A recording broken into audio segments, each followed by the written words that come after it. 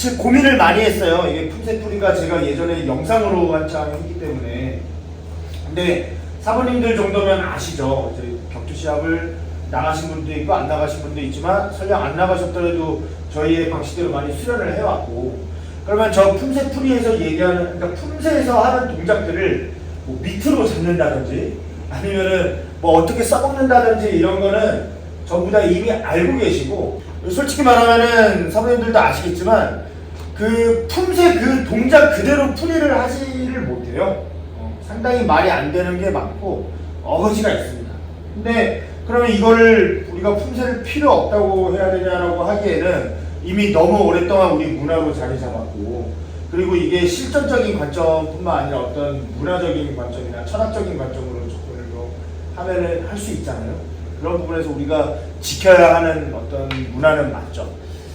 그런 맥락에서 일단은 최대한 이제 풀이를 해볼 겁니다.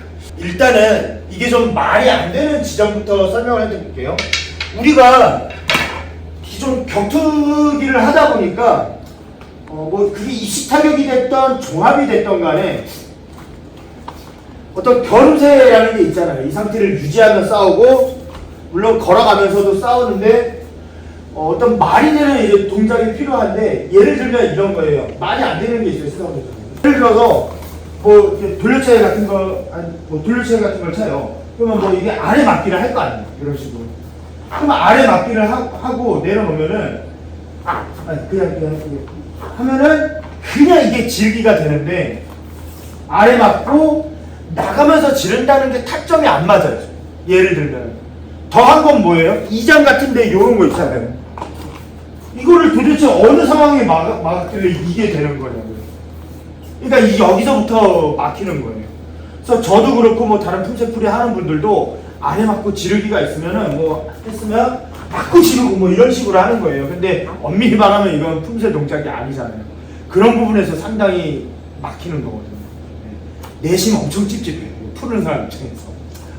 근데 제가 칼을 가져왔는데, 자, 근데 이게 역사적으로 보면은 태권도가 무기술에서 나온 건 아닌데, 뭐 가나다의 영향이라든지 아니면 뭐 중국 무술 영향 이쪽으로 받았잖아요. 근데 옛날 그 무술들이잖아요. 어떻게 보면.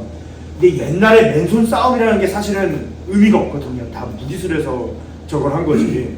그래서 이것도 만약에 무기술에서 발달됐는데 거기에서 이제 그 무기를 빼고 맨손으로 이렇게 했다라는 관점에서 보면은 말이 되는 것들도 많아요. 그러니까 예를 들어서 이렇게 싸우는 게 아니라 허리춤에서 나오는 것도, 왜 싸우는데 허리에서 나오지? 복싱 이렇게 하는데 이런 것도 요런 관점으로 하면 설명이 되잖아요. 그러니까 이걸 맨손으로 하면 이렇게 하는 거다. 그럼 방금 전 같은 관점에서도 이게 아래 맞고 주먹 찌르기가 거리가 말이 안 되는 거리잖아요. 근데 만약에 무기면은 말이 돼요. 이렇게 찌르고 있어. 이런 식으로 내려 맞고, 이거는 말이 되잖아요.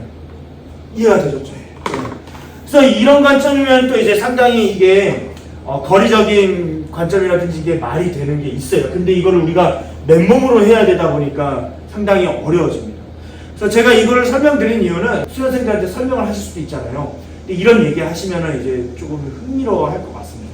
실제로 우리가 검수를 할 건 아니지만. 자, 그러면 기본 개념을 시작해 보겠습니다.